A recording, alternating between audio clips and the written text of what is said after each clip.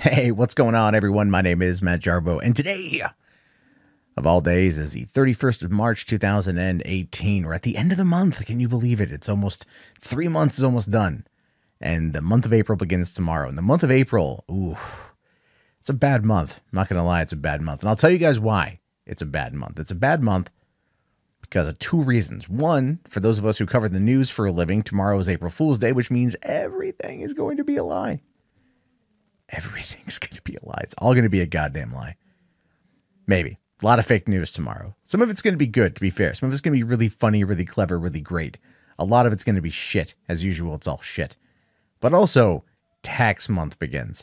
Now, if you are a YouTuber, this is arguably the worst month out of the year. So if you enjoy watching a large amount of YouTubers, start following their social media over the course of the next couple of weeks. Start following their social media and just wait and see what happens. Wait and see what they say. Wait and see what goes out there. You're going to see a lot of really funny takes, and a lot of it is going to be absolutely 100% bitching about the government, and that's okay. That's all right. That's okay. That's what happens in these particular situations. So, with that being said, I got a good collection of stories here to go through. I got a couple here that I find to be interesting. And you know, it gives us a good look at the craziness, of course, that is the world we live in.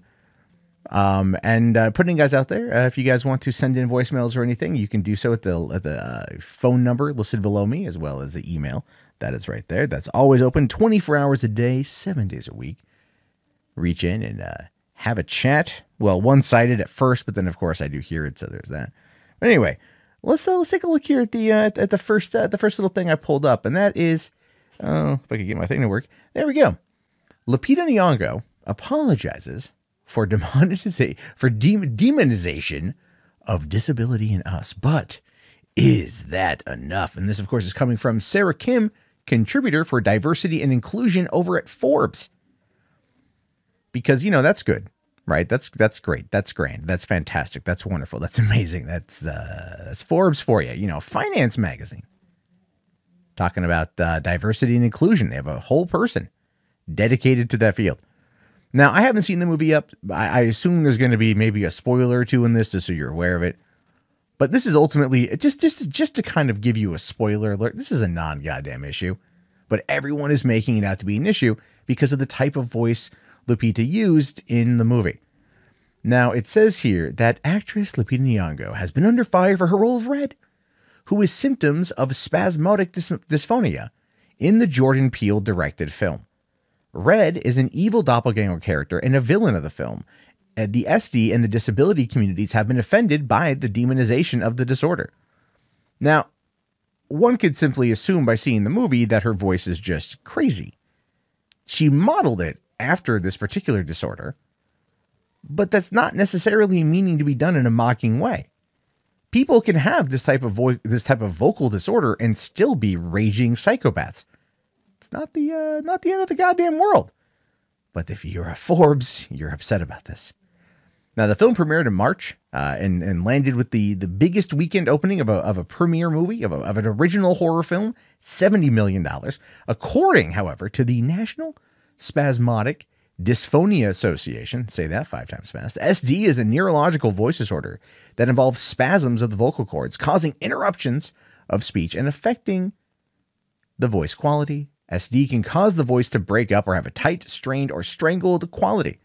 Approximately 50,000 people in America live with it, and since it usually surfaces in middle-aged people, it can significantly deter their quality of life, which I did listen to a couple testers, a couple voice samples, a couple people that have this, and it does sound annoying. It just sounds like your voice, it spasms.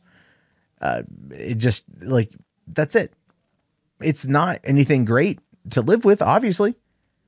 I talk for a living, so, I mean, you know, that would be terrible for me. But it's also, it wasn't like the person had the disease or the disorder. I'm not even sure what you really want to call it. And then went out and, you know, was an asshole as a result of this. Now, the organization issued a statement regarding her role in the movie, as one of the toughest parts of having a disability is that people make assumptions based upon the way you walk, talk, or act, sometimes with little understanding of what is causing it. We must understand that hearing The unique sound caused by symptoms of the spasmodic dysphonia was the spark of inspiration for the voice of the character. What is difficult for us and for thousands of people living with the spasmodic dysphonia is the association to their voice with what might be considered haunting. To be fair, humans tend to fear what they don't understand. Humans tend to fear what appears to be out of the norm.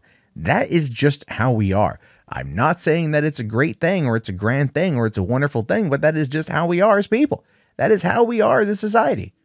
We fear what we don't understand. And by fear, I don't mean torches and pitchforks burn it to the ground, but a stop for a moment and a questioning it, or maybe not fully understanding it.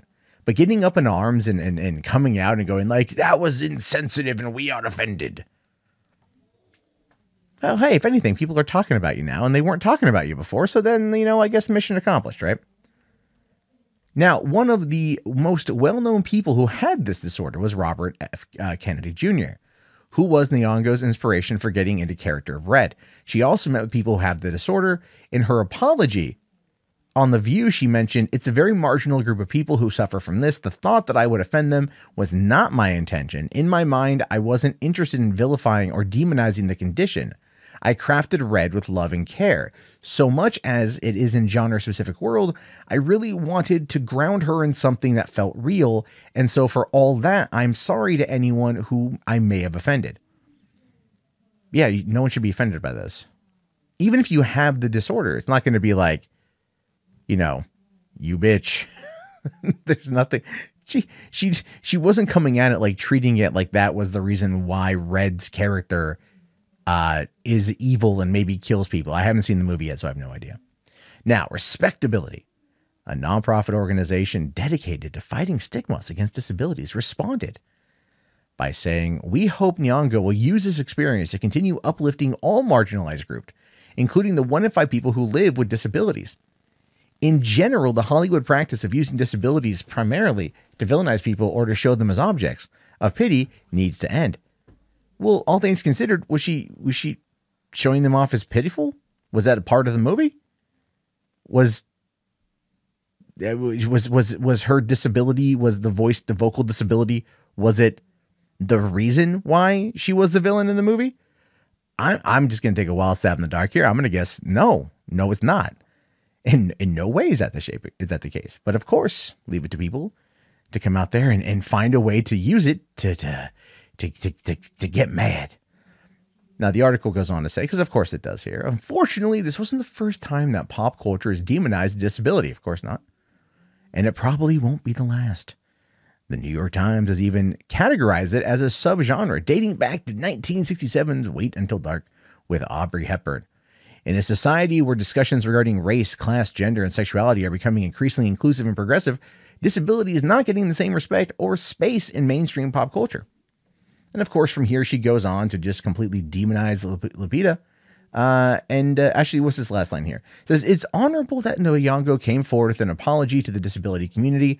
How far does that apology go if society continues to participate in demoralizing practice? Well, the thing is, you can't put that on society. You can't put that on society. It doesn't work that way. You're not able to put that there because that's not how this works. It's a person by person basis. Now, the idea here ultimately is to start a conversation, to get people talking about it, and then to have them remain conscious about what they say or how they act or anything else in this regard. Like, that would be the right course of action. But unfortunately, someone like Sarah Kim here is not going to be pushing that. It's so guilting. This whole article is full of guilt tripping. It's just like, oh, she apologized, but it wasn't good enough. And that's why we on this side of the coin say never apologize to these people. Never apologize. Never apologize. If you apologize, they own you. They do. They own you. Because they'll just come back and say, well, it wasn't good enough. And it's not just the social justice warriors either. It is people on the right as well. You apologize. They never think it's good enough. They still want to lord it over your head. That's what they do. That's what these people do. And they know who the hell they are because they know that it gets a reaction. So you never apologize. That's the course. That's the key thing to take away here is you never damn apologize to these people because fuck them. You don't owe them anything. Are they a directly aggrieved party? No, fuck them. Fuck them. Fuck them. Fuck them. Now, speaking of someone who you can also say fuck them to, this story here came across my radar today.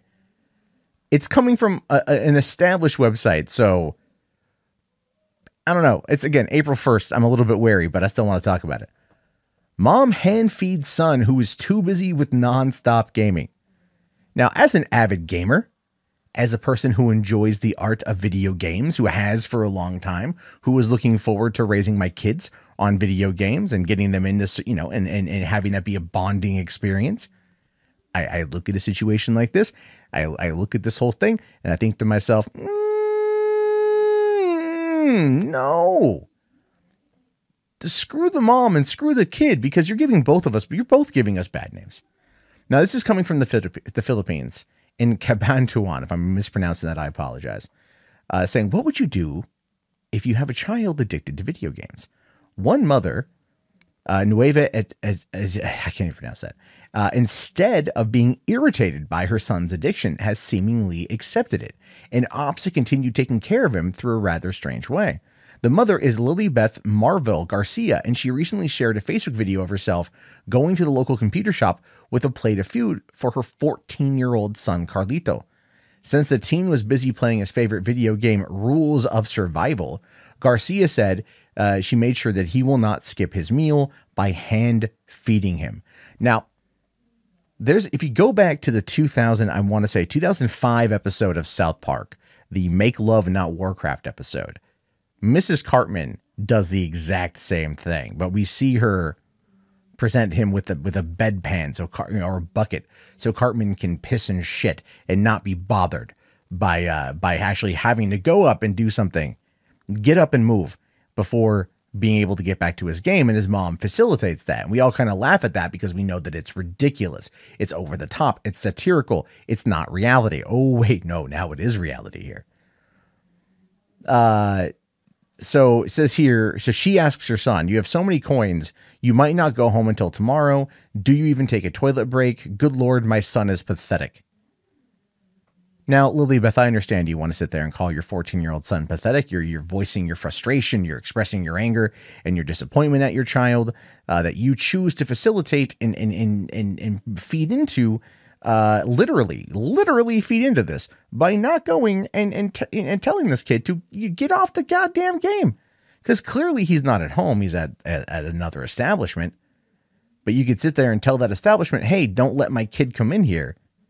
And if they're not complete bastards, which I would assume that they probably are because they're letting this happen, they would tell the kid no, they'd cut him off. But no, instead of getting your kid help and everything else, you call him pathetic, but you enable him by going and hand feeding him yourself. Now, her video became viral with 44,000 likes and 2.5 million views before it was removed. The 37-year-old massage therapist mom said that she and her husband decided to have Carlito, a grade 8 student, drop out of his school this year due to his condition. Yeah, because that's the right course of action. Saying here, he failed all of his subjects on the first grading period of school. She talked to him, and he promised that he would do better by next grading.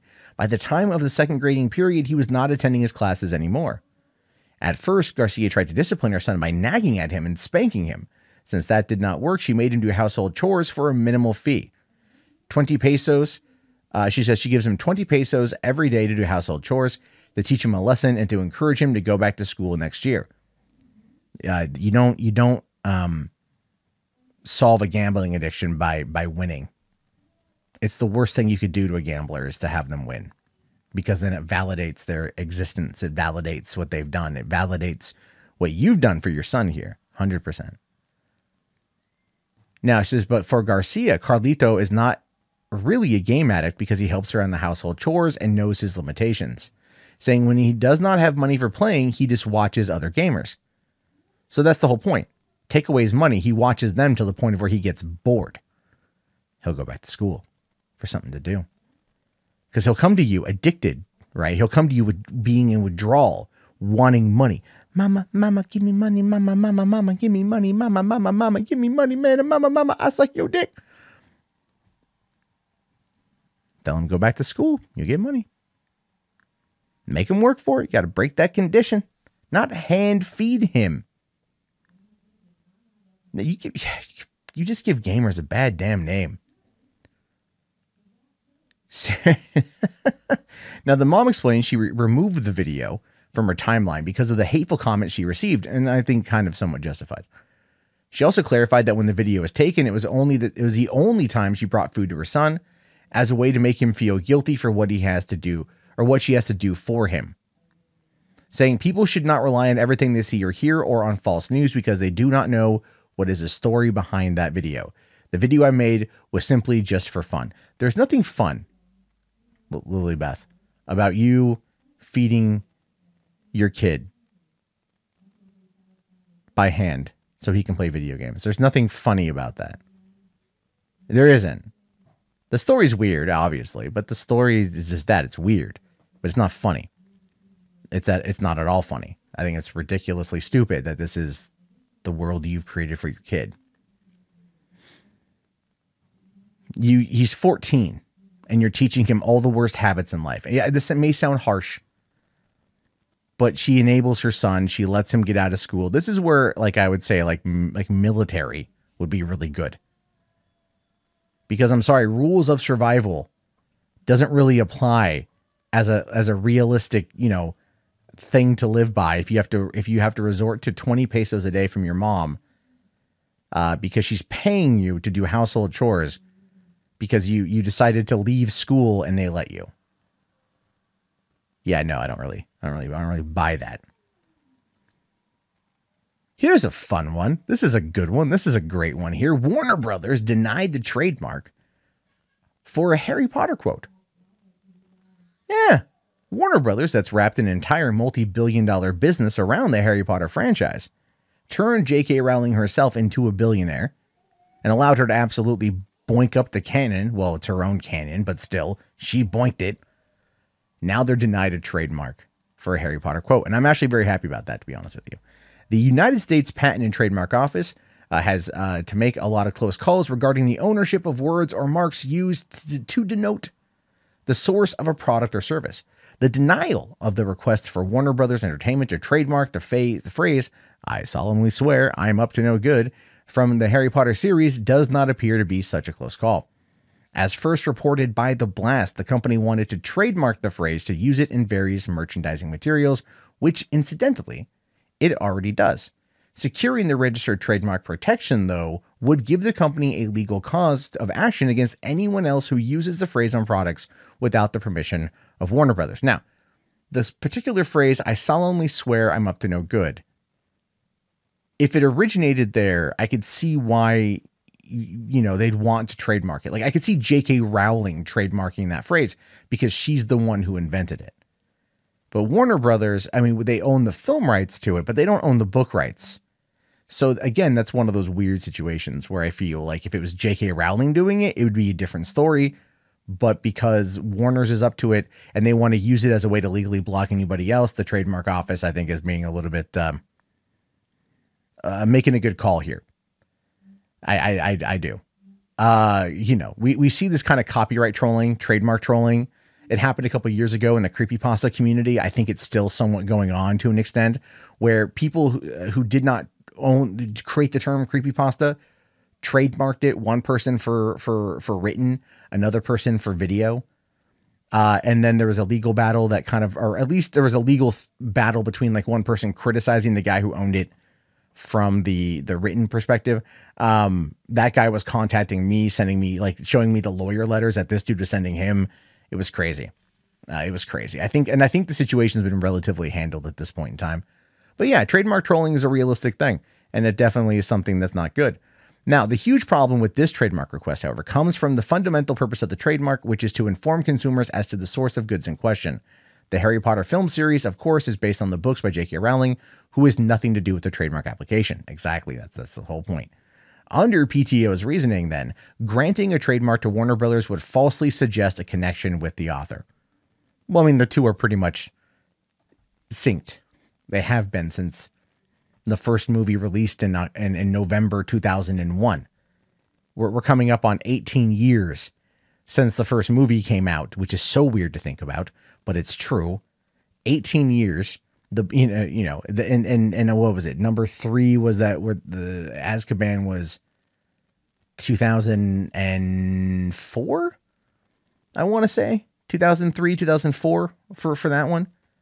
And, it was 2003. It was 2003 for that one.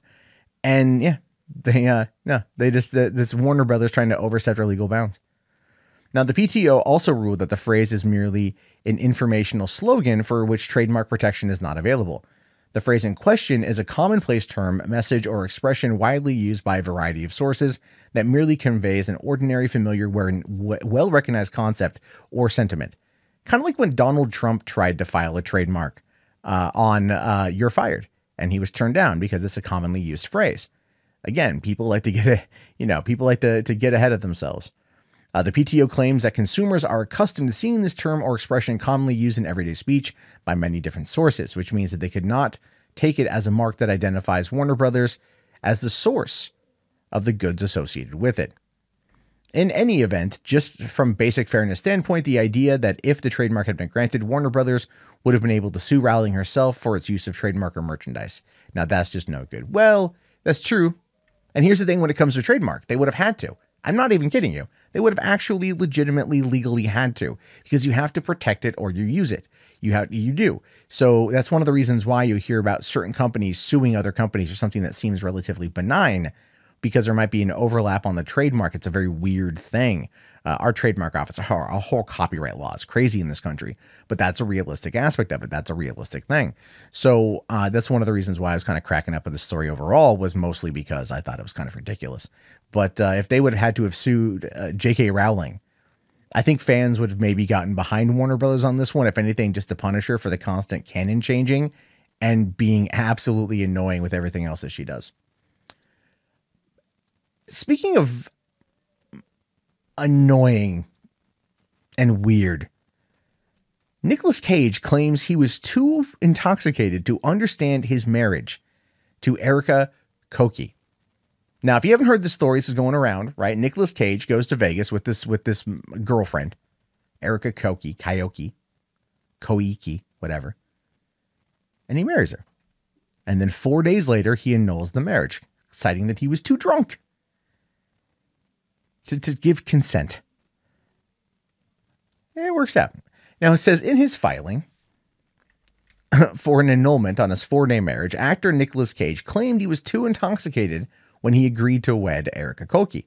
According to a new report, the Face Off star, who filed for an annulment on Wednesday, alleges he lacked an understanding of his actions in marrying her to the extent he was incapable of agreeing to the marriage.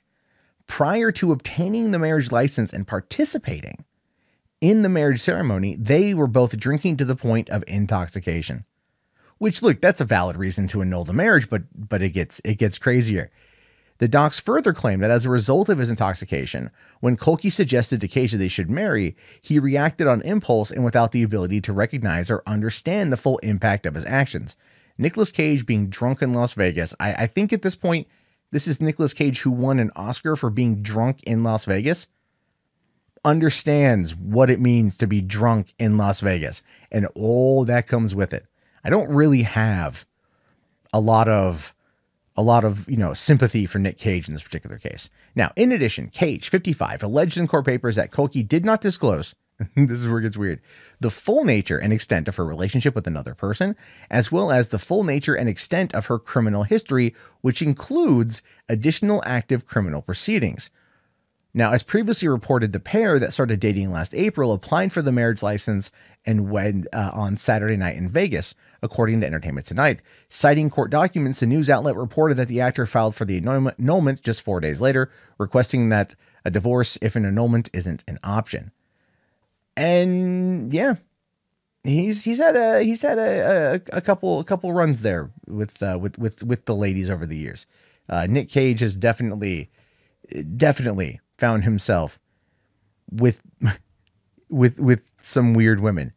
But here's the thing. He's dating this chick for a couple of months, right? Or about a year, about a year. So he knows her pretty well, but doesn't know that she's involved with somebody else. Man, woman, other, we have no idea. and she's got a bit of a criminal history. And I think given everything Nic Cage has done in regards to squandering the $150 million fortune that at one point he had, such as buying dinosaur bones, buying an island, just pissing a lot of it away, this is probably the right course of action, the right call for him to straight up protect his assets and get the hell out of there quick, right? He's got National Treasure 3 to do. God damn it! Finally, let's talk about Tinder. Oh, I'm saying that I've never used. I don't think I ever will use it. And I have to laugh at this because men are apparently outraged after Tinder introduces a height verification. You know what? As they should be. As they should be. Saying Tinder users will no longer be able to lie about their height, and some men are less than happy about it. Well, yeah, because people lie all the time on Tinder. Tinder is like a really shitty job application. It's showing them the cover letter, and then they have to meet you to get the full CV. Or HPV, depending. Anyway, on Friday, the dating app announced to be rolling out a height verification badge. The feature would require users to input their true accurate height along with a photo of themselves standing next to a commercial building. Tinder's algorithm would then verify if they're really as tall as they say via a badge on their profile. Now, if women have to do this too, that's fine with me. People lie all the time on dating. Like I said, it's just an application. You know, it's just an application. I've done enough. I did Craigslist dating back in the day. Okay, you want to talk about like shit that should be verified? Yeah, that shit that should be verified. Tinder claims to have developed the HBV years ago and hoped users would be honest enough to not need it. It looks as though that's not the case. Really, people are going to lie on a dating app. Not even a dating app. I don't even want to call it a dating app. This is for getting balls deep app. This is a balls deep app right here. It's a hookup culture. That's all it is. And look, when you're vertical, everyone's the same height. You know what I mean? When you're vertical, roughly everyone's the same height. So it's not even really that big of a deal. It's not that big of a deal. Like, no one's going to care. Now, it says here, it's come to our attention that some of you 5'10ers out there are actually 5'6". The charade must stop. Oh, okay. Well, if you want to talk about charades, I think a few inches, not that big of a deal. Fake stuff. That's bigger deal. Not disclosing potential STDs. That's a big deal. Now, societal expectations around the ideal male body mean that in the dating world, it's quite common for men to add a few inches to their height. Yeah, Donald Trump does that, actually. He says he's 6'3". In reality, he's maybe 6 foot. Seriously, look it up. While women aren't expected to be tall, there is an equivalent pressure around weight, meaning women on dating apps are more likely to use photos from when they were thinner. Oh, but that's not considered false advertising. That's not considered something that should be required, like what was it? A height, a weight verification badge. Where's the WVB here? Look, that's not me being sexist. That's me being an equalist, me wanting equality, right? You want to sit there and have dudes not lie about their height. You cannot let women lie about their weight. That is 100% true. That is 100%. If you want more people, and keep in mind, we're living in a world now where, according to recent studies, people under the age of 30 are having less sex. While people over the age of 66 or 62 are currently having the best sex of their life. So people who are under 30 right now, you got something to look forward to. Considering that the fact that the average lifespan is now, I think, 75 and above, you're going to be looking at a solid 13 years of good fucking. So that one should be okay. Now, there's been a lot of negative reactions online from men, which is true. Many of whom seem to find it personally aggrieved at the idea of being honest about their height. Listen, I agree. The thing they're saying that there should be a weight verification badge. 100% there should be a weight verification badge. That's not even a question. If you're going to do height, you got to do weight. You should have people send in photos of themselves, right? And then that ends up determining the actual truth. And you know what you do? And you could make a lot of money off of this Tinder. This is what you should do. Go and get one of those devices that is like, it's got 360-degree cameras and it's got privacy curtains and all that stuff, right? And so you have a technician and it's like, oh, do you have a Tinder profile? Come in and get verified. So have an actual Tinder verification facility. And you go in there and you get down to your underwear and you stand out, you know, like Da Vinci's man, whatever it is. The camera takes all the photos, right? And then it accurately weighs you, because it's got a weight, right? It's got a scale on there. It accurately determines your height, and it determines your measurements, and it accurately, because I guarantee you, if the verification algorithm can put you next to a McDonald's to determine how fucking tall you are, this can determine everything. It determines your entire body, and it tells you, it spits out your profile with now exact dimensional perfection. There's no lies. There's no deceit. There's no bullshit. It's pure truth. But you won't do that, because that would be dumb. Because if people can't lie on a dating app, a lot of them ain't going to get in through the front door. You know what I mean? Just saying. You want to have parity. You want to have equality.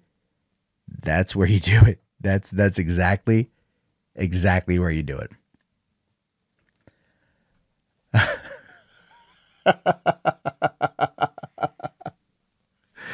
Oh my God.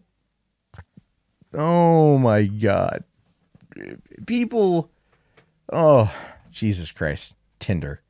I'm so glad I'm not on Tinder. You know, I'm so glad that I never had to do that. Like I said, I used Craigslist, Match.com, never used Match or Yahoo Personals, paid for eHarmony once.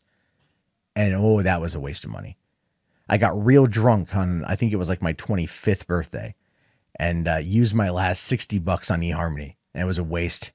I felt so stupid afterward, never did it again. But then, of course, you know, here comes around, what was it? OkCupid and Plenty of Fish, and those are pretty popular nowadays. But then, of course, Tinder kind of knocked everything on its ear because of all that. So it's one of those situations where you're just like, yeah, Tinder, go on Tinder.